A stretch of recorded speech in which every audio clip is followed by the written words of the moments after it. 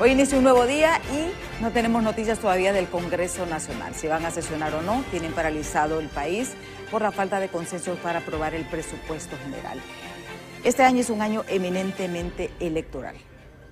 Y todos sabemos pues que el 9 de marzo son las elecciones primarias y el 30 de noviembre las elecciones generales.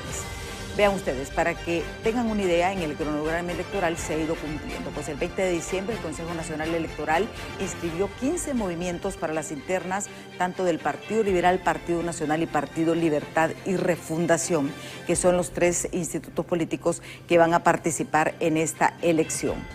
El 22 de diciembre se realizó la ubicación de los movimientos dentro de las papeletas, dentro de estos 3 partidos políticos. Esto pues permite un avance. Justamente el 6 de enero se inició el proceso de apertura de cuentas bancarias para los precandidatos que van a participar en esta contienda. Ayer, 8 de enero, finalizó el plazo para solicitar la inscripción de las alianzas entre movimientos internos. Como dice, ella aprovechó Rudo Pastor inscribirse, presentar toda su documentación, y esto es cómo se va paso a paso justamente este cronograma electoral cumpliendo. Pues el 18 de enero ya inicia el periodo de propaganda electoral. Ya, como dicen, es el banderillazo que se va a dar.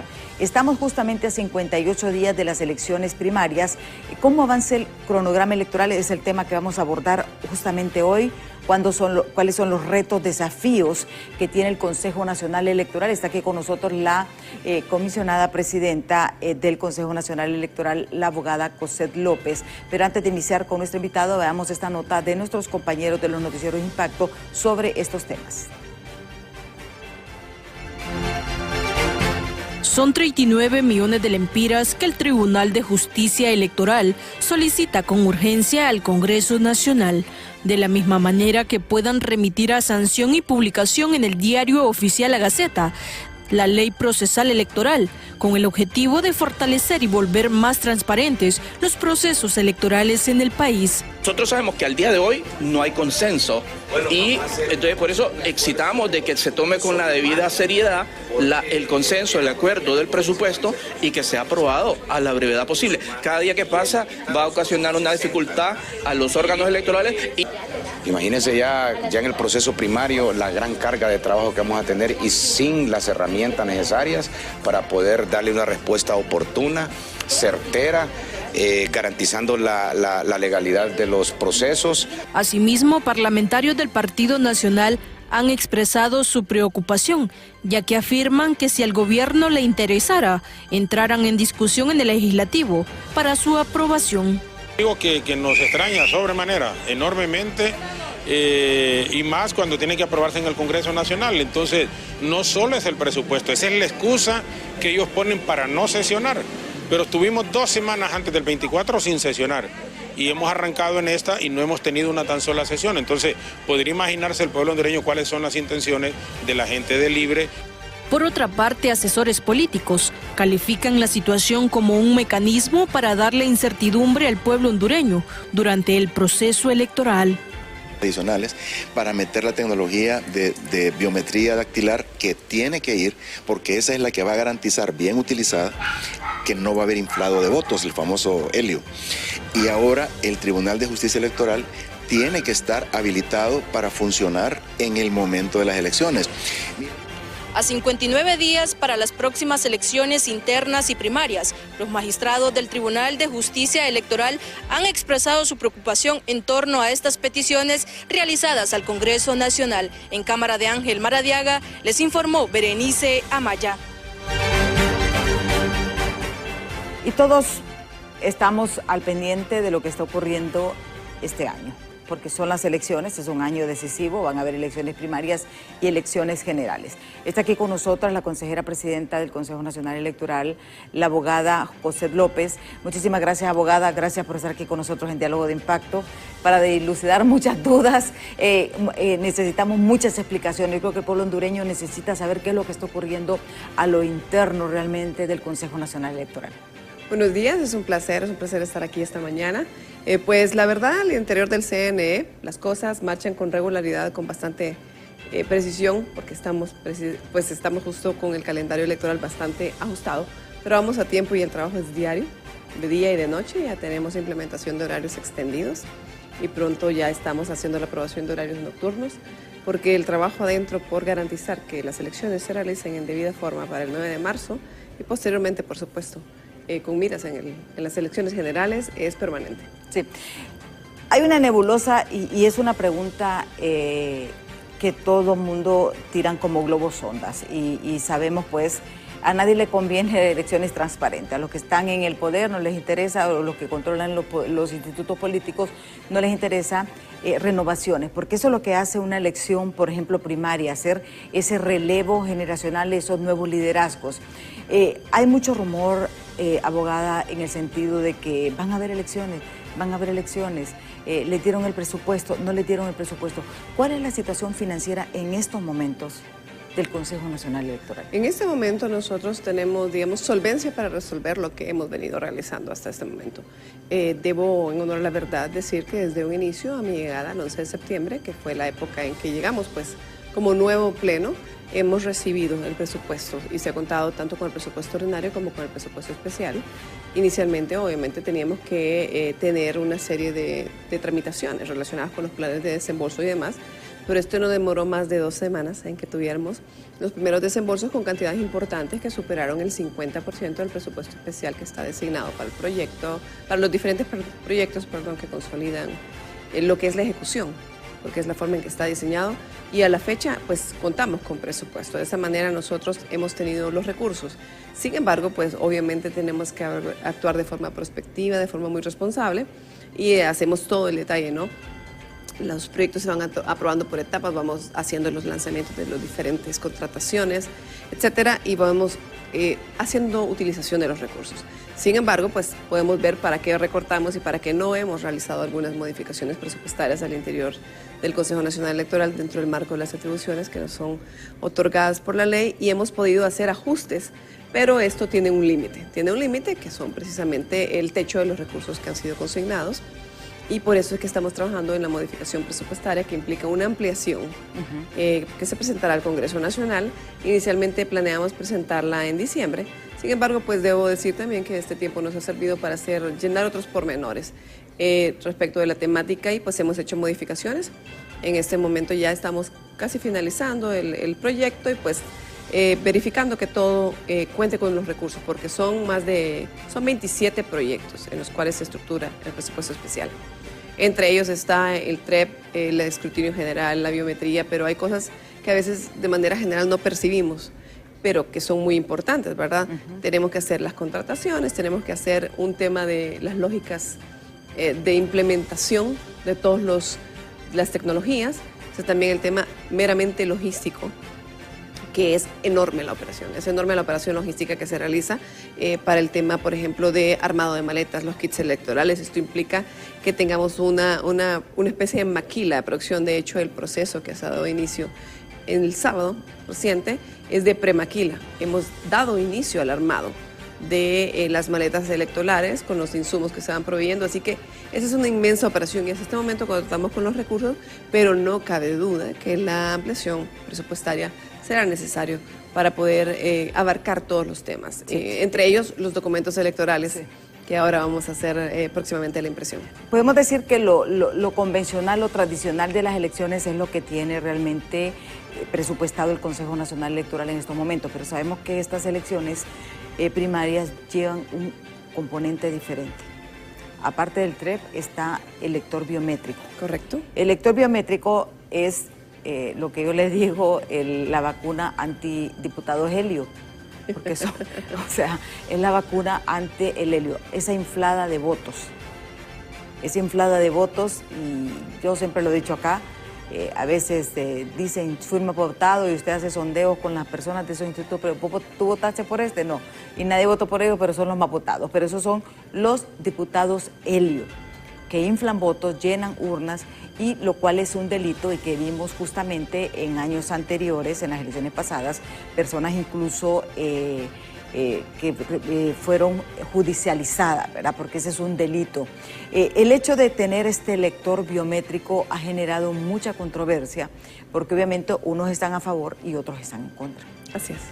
Bueno, parte de la cultura política del país, ¿verdad?, nos dice que hay lastimosamente vicios que se han perpetuado en el tiempo, la necesidad de las personas de querer triunfar cuando se postulan y demás, y las personas también que han estado en las juntas receptoras de voto, nos indican que tenemos que hacer un trabajo arduo de capacitación, pero también en formación de valores y en prevención antifraude. Esto es, pues, es una situación que ha venido ocurriendo, que es innegable para usted, para mí, y no se trata aquí de acusar en particular a nadie, sino de pensar que tenemos un trabajo arduo que hacer dentro del país.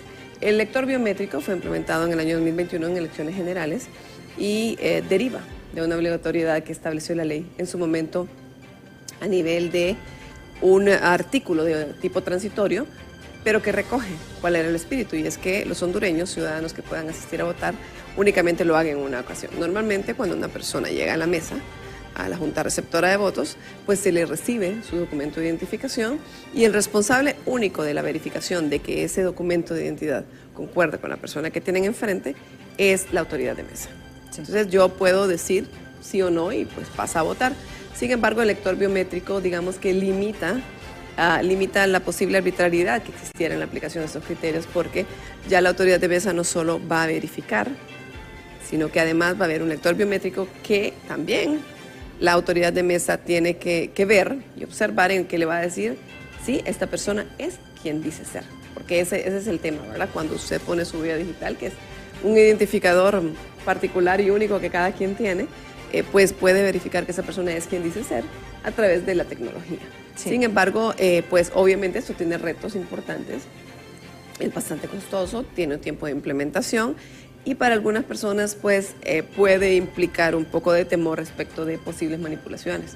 Y en ese sentido también el Consejo Nacional Electoral pues ahora va a hacer la contratación de la auditoría, y se necesita una serie de seguridades alrededor de los dispositivos que impliquen que no tengan conexiones de otro tipo, que no tengan servidores intermedios, que tengan un velo de seguridad que no les permita que estén interactuando con otros dispositivos más que los mismos. ¿Esa ampliación de presupuesto es justamente para eso? Pues la ampliación de presupuesto en realidad viene por diferentes rubros. La biometría no tenía contemplado suficiente presupuesto respecto de lo que implica la erogación.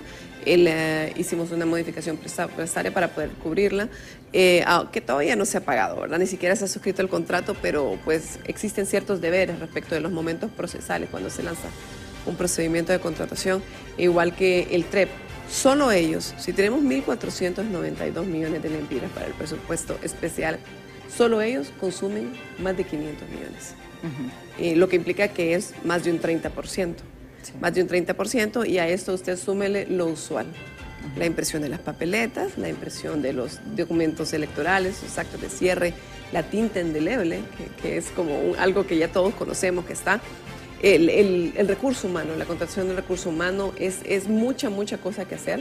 Tenemos lo de los custodios, los operadores técnicos que trabajan con la parte tecnológica. O sea, son una cantidad de cosas que, si las sumamos además a la capacitación que implica de los miembros de las juntas receptoras de votos, nos da una idea del enorme andamiaje y la enorme operación logística que son las elecciones en el país, y, sí, y lo que implica para la democracia, ¿no? Y sabemos, por ejemplo, que cada proceso electoral nuevo se estima que son unos 600.000 nuevos votantes también, ¿verdad? Aunque sí, sabemos que en las internas el flujo es menor, pero ustedes trabajan siempre en base a ese padrón electoral general. O sea, cada partido tiene su propio padrón electoral. Bueno, de hecho, sí, bueno, de conformidad con la ley, en teoría debería cada porción que corresponde al censo de los partidos ir a votar únicamente, de tal manera que ya tendríamos en teoría idea de quiénes votan en cada uno. Sin embargo, sabemos que con mucho celo cada partido político cuida su respectivo censo, y adicionalmente pues puede haber cambios, porque en realidad lo hacemos con un padrón abierto. El listado definitivo de electores ya ha sido consolidado. El fecha 24 de diciembre era la fecha máxima para que nosotros desde el Consejo Nacional Electoral hiciéramos el traslado, y se trabaja con la base de datos que había llegado al 24 de noviembre. Esto tiene un parámetro de ley que especifica que el Registro Nacional de las Personas debe dejar de hacer actualizaciones que vayan a nosotros para que podamos consolidar esto. El Registro Nacional de las Personas manda una base de datos que nos dice, esta es tal persona, nació en tal lugar y es de tal municipio.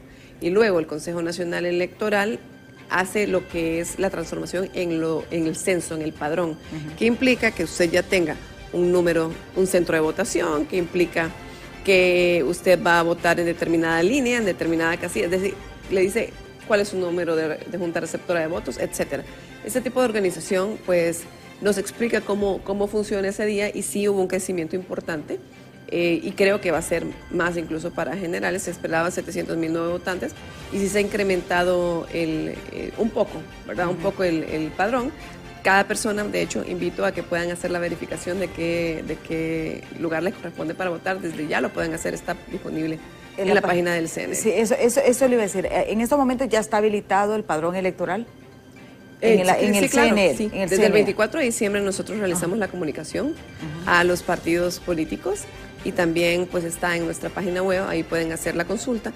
Esa fecha fue derivada de otras acciones previas en las cuales hicimos inspecciones, giras, hubo traslados electorales, todas estas cosas que anteceden a las elecciones para poder consolidar la posibilidad de que se materialice el derecho al voto de todos los ciudadanos, ¿verdad? Yo, digamos, me mudé de ciudad, entonces pido un traslado y voy a verificar si se realizó o no, tiene parámetros de ley y pues obviamente también toca ejercer controles y para eso existen las denuncias porque a veces hay fenómenos de transhumancia política en que se falsifica electorado en ciertos lugares, especialmente los fronterizos han sido bastante conflictivos en el pasado, así que se realizó una gira, se emitieron las resoluciones correspondientes y se dieron por válidas, en realidad la mayoría de los traslados, ¿verdad? Sí. Pero se dieron por válidos los que correspondían.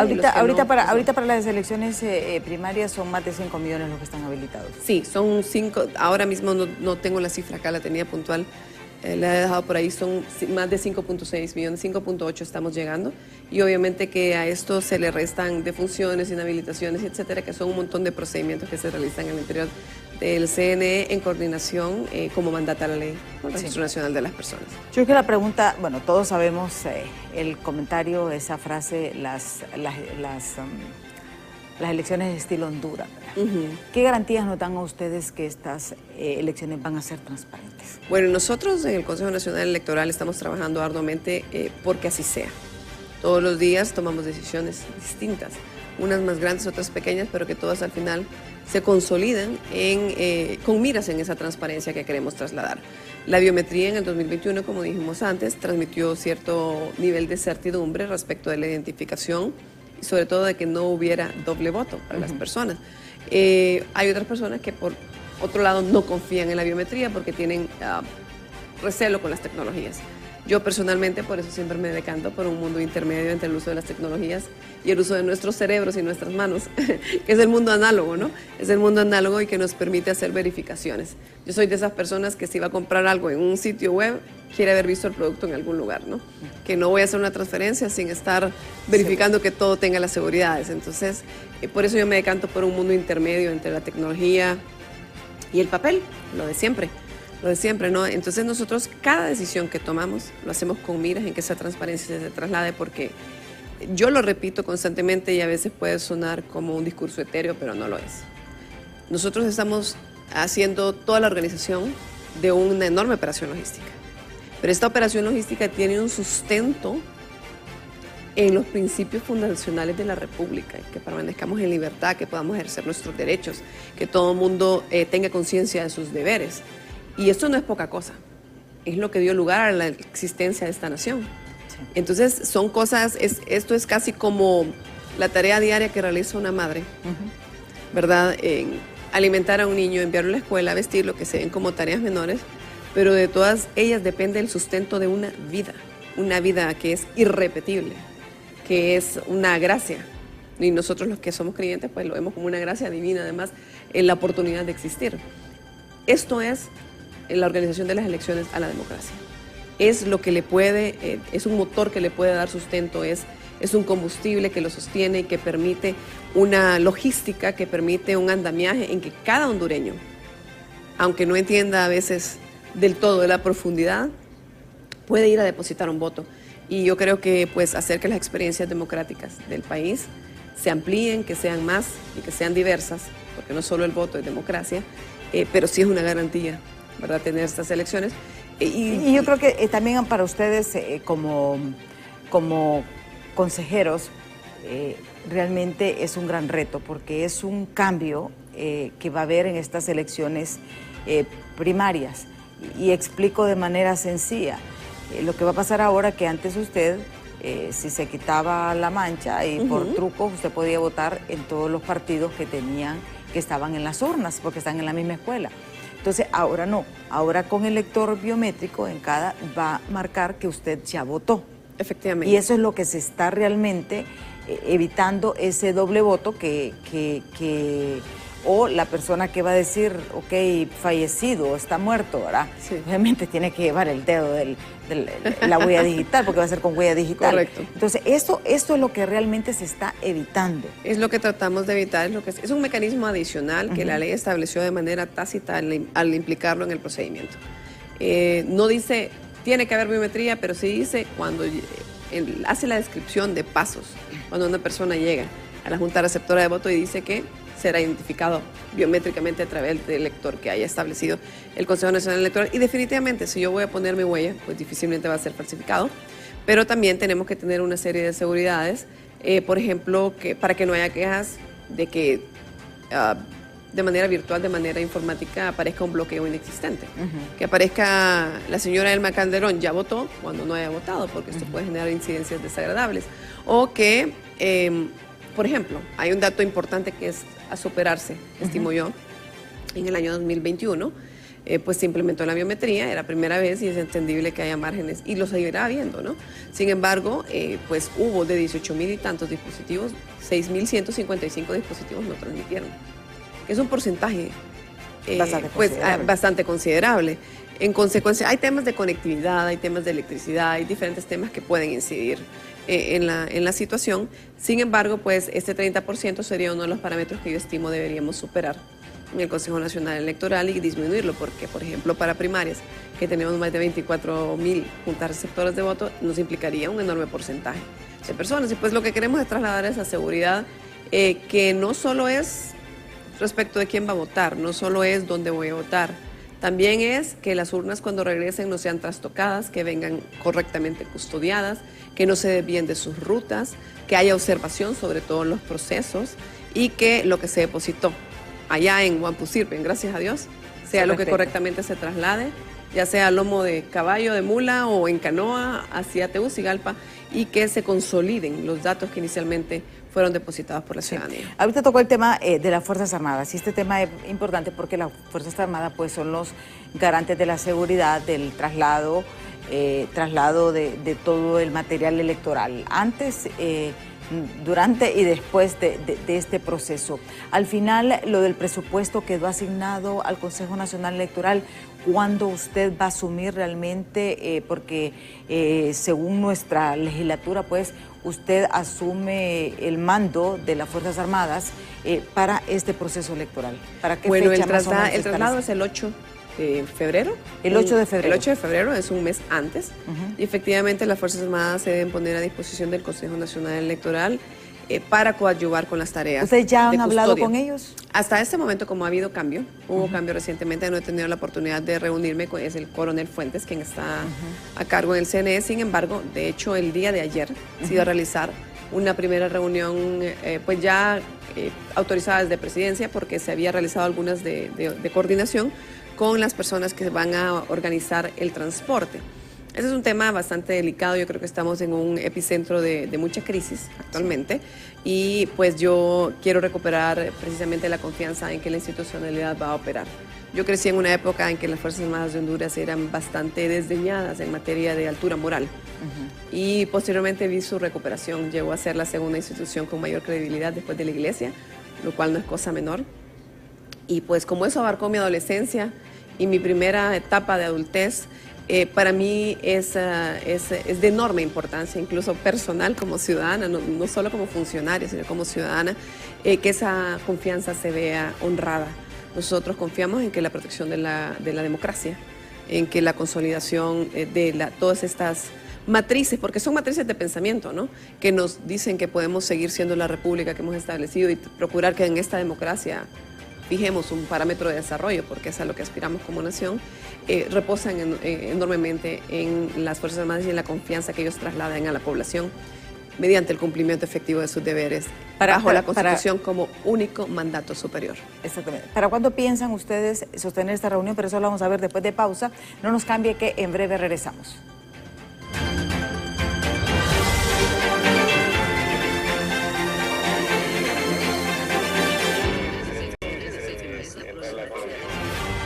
Continuamos esta entrevista con la consejera presidenta del Consejo Nacional Electoral, la abogada Cosette López. Ella nos ha explicado, están en todo un proceso obviamente logístico, faltan 58 días para las elecciones primarias, con este nuevo componente tecnológico del lector biométrico, pues viene a cambiar un poco las reglas y están haciendo ajustes. Nos ha explicado que obviamente sí, ya nos explicaba también de que ya el Finanzas emitió la resolución de que se va a ir con el presupuesto que se aprobó en el 2024, pues que es lo tradicional, podemos decir, lo convencional dentro de las elecciones. Todo está fluyendo normalmente de acuerdo al cronograma electoral. Nos quedamos en el tema de las Fuerzas Armadas. Obviamente todos sabemos que la ministra de Defensa es precandidata a la presidencia por el Partido Libertad y Refundación, y es la jefa de las Fuerzas Armadas. Entonces, eso ha generado mucha suspicacia. Y las últimas declaraciones, muchos sectores, especialmente de oposición, señalan de que lo tildan como que las Fuerzas Armadas están parcializadas y sesgadas. Aquí sumo, en el último comunicado que emitieron, todavía nosotros desconocemos las razones por las que ellos hablaron de que no iban a haber nunca más golpe de Estado, y retomando esta retórica que todos sabemos que realmente es parte del pasado y que ojalá no se repita. Nos explicaba nuestra invitada que obviamente no ha tenido reunión con el encargado, porque es el nuevo que va a asumir, justamente el coronel Fuentes, que asumió hasta ayer. Pero recordemos que esto no es de una persona, esto es de una institución. Yo creo que en años anteriores ustedes se han reunido con la Junta de Comandantes, los consejos nacionales electorales se han reunido con la Junta de Comandantes, porque esta es una situación de respeto y apego a la Constitución, las garantías para unas elecciones. Claro que sí. Bueno, nosotros en el pasado reciente, hace unas semanas, hemos hecho un envío de las primeras notas para que se pueda desde las Fuerzas Armadas de Honduras enviar el pormenor de los requerimientos. Eso se hace al tenor de los antecedentes que existen en el Consejo Nacional Electoral, en el cual había un traslado de documentaciones para poder establecer pues, parámetros de trabajo y de insumos y requerimientos. Las Fuerzas Armadas de Honduras, como recordaremos, acaban de atravesar un proceso de cambio de autoridades y demás, y esperamos podernos reunir en la brevedad posible para poder hacer las coordinaciones. Entre ellos y nosotros reposa un componente muy importante de las elecciones, como es el transporte de la custodia, distribución de todas las urnas y del material electoral también, ¿verdad? Así que esperamos a la brevedad posible realizarlo, contar con los requerimientos para poder incluirlo también en el aumento presupuestario que vamos a solicitar al Congreso Nacional, y pues que responsablemente podamos hacer las coordinaciones con mucho respeto y, como dije anteriormente, con parámetro superior de nuestras ejecutorias, la Constitución de la República. Sí, y aquí es bien importante porque, como les digo, no se trata de una persona, se trata realmente de una institución que también tiene su jerarquía. Tengo entendido que la Junta de Comandantes debió haberse reunido con el Consejo Nacional Electoral mucho antes, y esa es la percepción, lo que siempre se ha hecho, y luego se designa la persona que es la que queda ya como enlace definitivo, ¿verdad? Esperemos que eso se realice, porque ya estamos a 58 días, obviamente llevan una logística, aunque no hay cambios, pero sí hay cosas, hay una nueva administración, podemos decir, en el Consejo Nacional Electoral, hay nuevas políticas y sí tiene que pasar al mando. En cuanto al presupuesto, el manejo del presupuesto, porque en el partido de gobierno, el Partido Libertad y Refundación, había presentado el presupuesto, pero se lo había asignado directamente a las Fuerzas Armadas. Y de hecho, la Secretaría de Defensa Nacional. Parecía consignado para la Secretaría de Defensa. Para la Secretaría de Defensa, sí. Lo cual no es correcto, porque siempre se ha estado asignado al Consejo Nacional Electoral, porque sí lo establece nuestra Constitución de la República. De hecho, efectivamente, las Fuerzas Armadas de Honduras son un enorme componente, en ellos reposa pues un trabajo del CNE que coordinamos, pero el responsable frente a la ley del proyecto de transporte, de todo eso y de su custodia es el Consejo Nacional Electoral. En ese sentido, usualmente el presupuesto ha sido consignado en el presupuesto del Consejo ante el Tribunal Supremo Electoral y pues así se hace el traslado con base en los requerimientos de insumo. Lo que se envió al Congreso Nacional, tenemos entendido, fue por 276 millones y cubría, según entiendo, porque nos dimos cuenta únicamente a través de los medios de comunicación, nunca llegó nada de manera oficial al CNE ni en materia de consulta o ilustración, pero dejó de ser un proyecto de ley, según recordamos, y se recogió el espíritu de la situación, que es que el Consejo Nacional rectore el proceso. En el pasado, en primarias y en generales 2021, fue de 60.5 y 61.5 millones de lempiras el traslado, que con base en requerimientos, insumos y coordinaciones, ya el Consejo Nacional Electoral trasladó a las Fuerzas Armadas.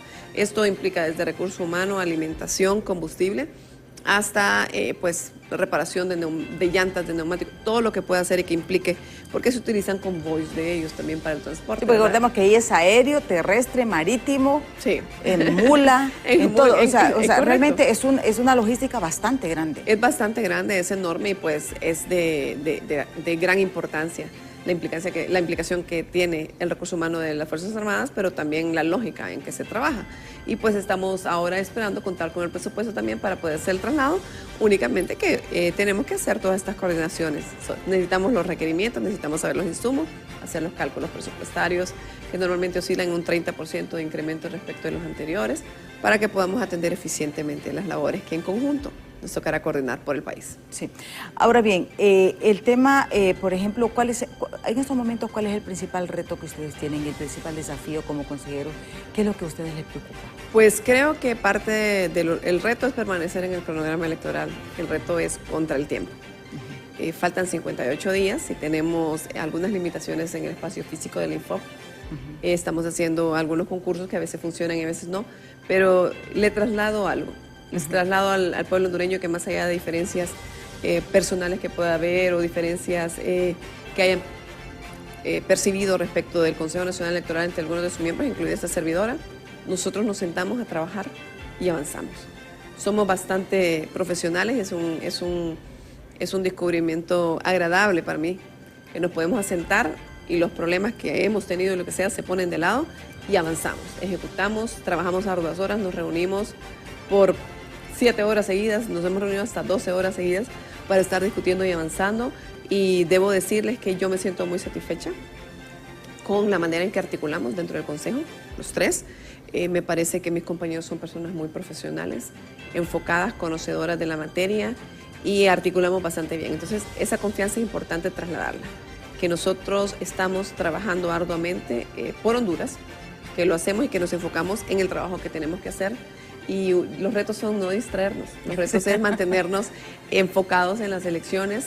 El reto es que contra el ambiente de incertidumbre y desconfianza, nosotros sigamos trabajando por certidumbre y por confianza, porque esa es una lucha diaria en que sí, quiero decirle, no depende únicamente del Consejo Nacional Electoral, depende de hasta el último operario que está en el centro logístico electoral o la persona yo creo que aquí que también es importante la veeduría social, el ciudadano, porque al final es el ciudadano el que va a garantizar que ese voto que emitió en esas urnas, sabemos que es como una fiesta cívica, la gente cuando está el conteo de votos está todo mundo pendiente. Algarabía. Y yo creo que esa emoción, eso realmente transmitirle esa responsabilidad, que el verdadero veedor social es el mismo ciudadano. Bueno, aquí eso nos lleva al tema de la auditoría, ¿verdad?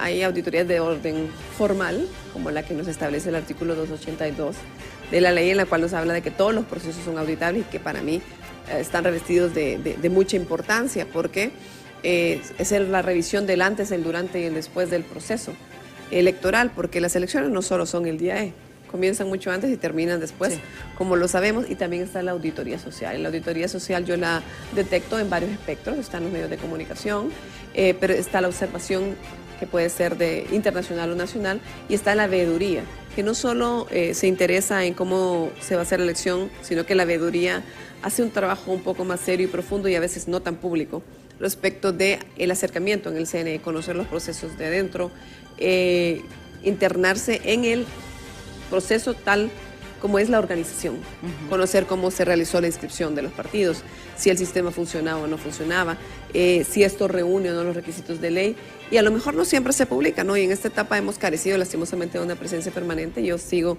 exhortando a quienes quieran hacer veeduría que se acerquen al Consejo Nacional Electoral. Sí hemos recibido bastante sobre observación, bueno, no bastante, pero algo.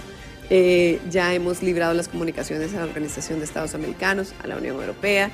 Recientemente anuncié que la Embajada Americana también pidió acreditar Hasta ese momento, ¿cuántos observadores internacionales han solicitado? Pues internacionales, nos acaba también llegar una solicitud de la Embajada Británica. Ajá.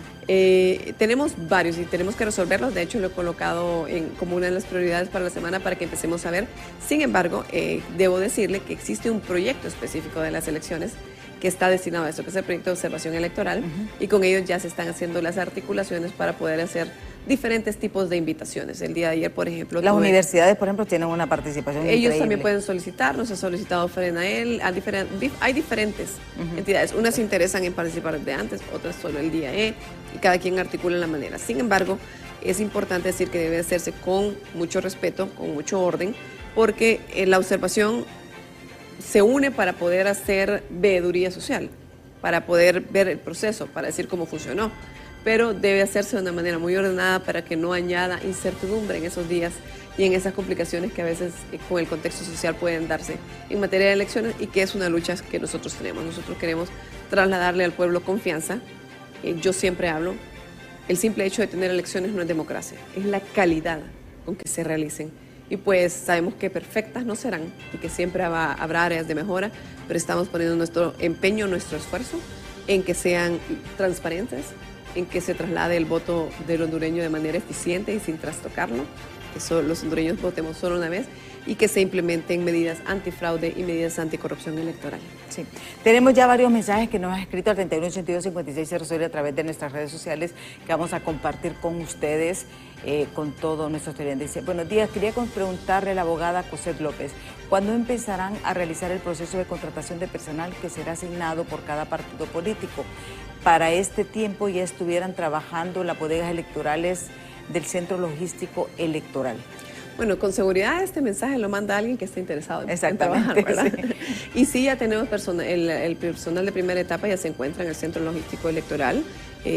Así que se aboque a su partido político. De mi parte ha sido cuidadosamente elegida las personas.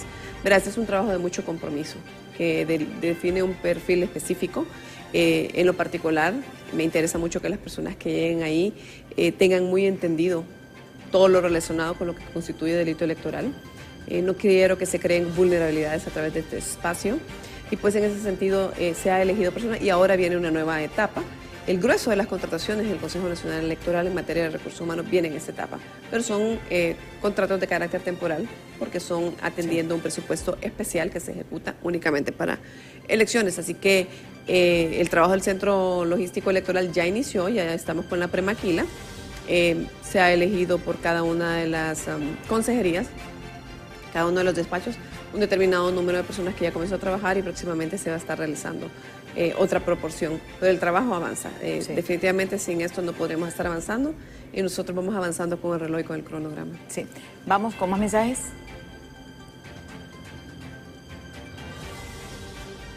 Dice: felicito a la abogada Cosette López por este esfuerzo y gran trabajo que está realizando al frente como presidente del Consejo Nacional Electoral y una digna representante del Partido Nacional de Honduras, nos dice ese televidente. Dice: es importante que las Fuerzas Armadas demuestren su apego a la Constitución para estas elecciones internas. Me pregunto, ¿serán justos cuando su jefa es precandidata a la presidencia? Nos dice este otro televidente. Leonel Alejandro Flores Mendieta, saludos desde Villanueva Cortés. Leonel es un fiel televidente de Los Impactos. Saludos a él. Saludos, sé que está lloviendo allá, y sí que mucho cuidado. Y lo que hablábamos. Ahora bien, este tema, ayer cerró, por ejemplo, el plazo para inscribir alianzas entre los movimientos internos. De hecho, ayer fue el día en que dimos las resoluciones para inscribirlo. El plazo para solicitudes había vencido el 30 de diciembre y nos tomamos obviamente el tiempo procesal intermedio para poder realizar todos los trámites internos. ¿Cuántas alianzas se realizaron, abogada? Bueno, el día de ayer se aprobaron 17 de 18 solicitudes, todas del Partido Libertad y Refundación, muchas, por cierto, del departamento de Lloro, y son en diferentes movimientos de ellos mismos. Hay otras en El Paraíso, otras en Cortés. La de Omoa, lastimosamente, no pudo ser favorecida con una resolución favorable, derivado de ciertos defectos procesales que se trata de las renuncias y todo esto que tienen que hacer para poder realizar la alianza. Previamente, cuando se inscribieron los movimientos, ya se habían aprobado 28. Todas las de ayer son a nivel municipal. Y las 28 que se resolvieron junto con la inscripción de movimientos también eran a nivel municipal, más 2 a nivel de planillas de diputados, y la presidencial, por supuesto, que es bastante conocida, porque la señora Rixi Moncada encabeza 6 movimientos del Partido Libertad y Refundación, de tal manera que la contienda en realidad únicamente se establece a nivel presidencial con el movimiento del abogado Raciel Tomé.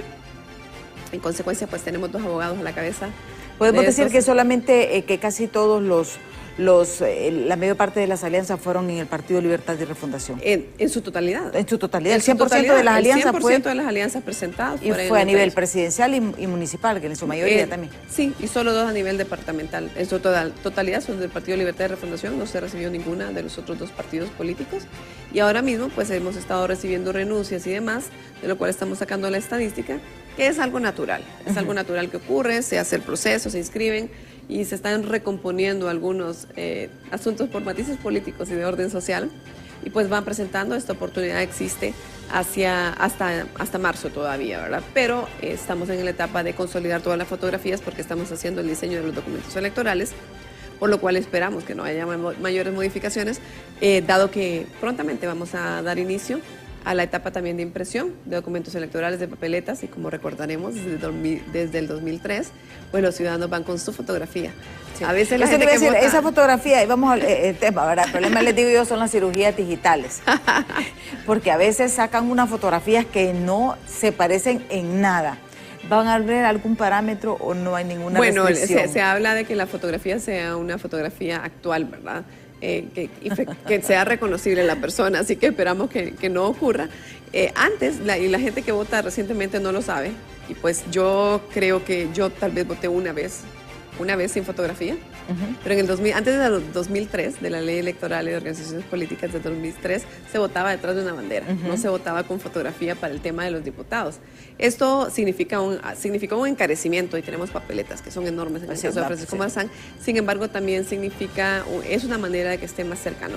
El diputado es un representante, debe ser conocido por las personas que van a votar, así que esperamos que sí, si va a representar y si va a ser conocido, la fotografía debe atender, aunque obviamente hay personas muy fotogénicas. No siempre. No, sí, hay una que sí, pero hay otras que, como dices, bueno, pero tienen que poderse reconocer, ¿verdad? Porque si no, el problema es para ellos mismos cuando nadie los vote sin saber quiénes son en la fotografía, y sí estamos verificando que se vean como también, en este caso, por ejemplo, yo sé que uno de los proyectos que ha sido un sueño de todos es la ciudadanización de las mesas electorales, pero lamentablemente no se aprobaron esas reformas. Y hay varias otras reformas, ¿verdad? Pero me parece a mí, nos vamos siempre con el mismo procedimiento, cada movimiento, por ejemplo, en el caso del Partido Libertad y Refundación, va a tener 8-1 los movimientos, o solamente van a haber 2 representantes en las mesas electorales. Pues cada movimiento tiene derecho a poner su representante en su junta receptora de voto, ¿verdad? Y pues no hay ciudadanización, y menos en internas. Estamos en primarias, y estos son procesos que en realidad mucho se critica a veces que sean organizados desde el Consejo Nacional Electoral, porque las primarias a veces suelen realizarse solo en el interior, y luego pues reportan quiénes son las personas que resultaron electas, y nos trasladan. Eso implica que no haya toda esta erogación de recursos de parte en otros países, ¿no? Aquí sí, para las elecciones primarias. Por ejemplo, los partidos políticos que no están participando en primarias también van a tener candidatos, y pues de hecho también ya he puesto por escrito a los consejeros el exhorto para que en la sesión incluyamos, y lo digo así porque amerita un previo análisis, ¿no? Y para que estudiemos, porque tendremos que fijar la fecha, no aparece establecida en la ley actual, en que los partidos políticos que no participan en primaria deben ya reportarnos cuáles son sus candidatos a los diferentes niveles electivos que participarán en generales. Igual un tema importante que debe discutirse próximamente o ya en la fijación del salario mínimo. Sabemos que el salario mínimo se utiliza como parámetro para distintas cosas, sí, además del pago a los trabajadores, a la fuerza laboral, pero el salario mínimo es un parámetro establecido por la ley para el asunto relacionado con las multas, en el caso de propaganda electoral y otras cosas, igual con la UFTF, la Unidad de Fiscalización y Transparencia de Partidos Políticos y Candidaturas, que tiene una fiscalización ahorita sobre todo el dinero que va a ingresar, ¿verdad?, a los bancos en nombre de alianzas, candidatos y partidos políticos que son sujetos obligados por el tema de auditoría de estos, sí, de los recursos financieros que se invierten en campaña, pero además fija el salario mínimo los parámetros para los aportes que ellos reciben, porque se hace cierto cálculo. ¿Hay límites establecidos para las campañas electorales? Bueno, hay un techo, se fijaron techos electorales, sin embargo, es un tema al que, techos de presupuesto, ¿verdad? Sin embargo, es un tema al que yo siempre rescato y debemos decir. El techo, que es de, si mal no recuerdo ahora, es 41.45 lempiras, si no me equivoco, aproximadamente 41 lempiras por voto. Se tomó como parámetro lo de los años anteriores, en 2021. Esto no fija ninguna cantidad que se vaya a enviar para los partidos políticos. En este caso únicamente es para que puedan tener un techo y que se audite por parte de la UFTF. Nos obliga la ley a establecerlo en su artículo 14 y dice que tenemos que tener fijada ya este parámetro. Sin embargo, para primarias no constituye deuda política y eso es muy importante. No es que va a haber una erogación. Sí, porque más bien los partidos deberían de pagarle al Consejo Nacional Electoral porque es una elección interna. Y eso también es parte de los debates. El tiempo se nos ha agotado. Abogada, ¿cuál es su mensaje? Su mensaje justamente cuando estamos a 58 días de las elecciones primarias, tanto a las instituciones relacionadas con este proceso, a los institutos políticos y a los ciudadanos. Mi mensaje es que pese a que el contexto social es difícil, en el Consejo Nacional Electoral estamos trabajando arduamente para que todo se ejecute con normalidad. Aunque el mundo parezca a veces transcurrir como si nada estuviera ocurriendo, en el interior del CNE estamos trabajando como hormigas a diario, de día y noche. Y me consta porque me costó conseguir esta entrevista, pero bueno, estamos trabajando duro y el mensaje sería: el centro de la actividad política y de la actividad electoral es el ciudadano. El proceso nos pertenece a los hondureños y debemos acogerlo como tal, debemos protegerlos, ser veedores y ser partícipes. La experiencia democrática también es eso, estar pendiente de lo que sucede, ser un ciudadano que se interesa por lo que sucede. Nosotros queremos dar certidumbre. Yo quisiera decirle al hondureño: duerman tranquilos que estamos trabajando para tener elecciones. Esperamos que nada más suceda porque a veces circulan muchos globos sondas y situaciones. Nosotros estamos trabajando para que las elecciones se consoliden y el 9 de marzo, con nuestro esfuerzo y si Dios lo permite y por supuesto los ciudadanos, estaremos haciendo el depósito del voto de cada una de las personas que tienen derecho a hacerlo en las urnas para elegir autoridades, bueno, para elegir en este caso candidatos en elecciones primarias e internas para los 3 partidos que participaron. Sí, y gran reto, porque la situación puede ser que se respete ese voto. Así es. O sea, que como dice, que no sea en la votada, que sea en la votada y no en la contada, para reinvertir realmente. Las dos cosas importan, sí, sí. Que sean fieles. Exactamente. Sí. Muchísimas gracias a la abogada Cosette López por habernos acompañado. A ustedes, amigos televidentes, ya está Ani Andrómeda con toda la información del momento, de lo que está ocurriendo en Honduras y en el mundo en Hola Honduras. Yo, si ustedes, les espero mañana en punto de las 7 de la mañana aquí en Diálogo de Impacto. Hasta mañana.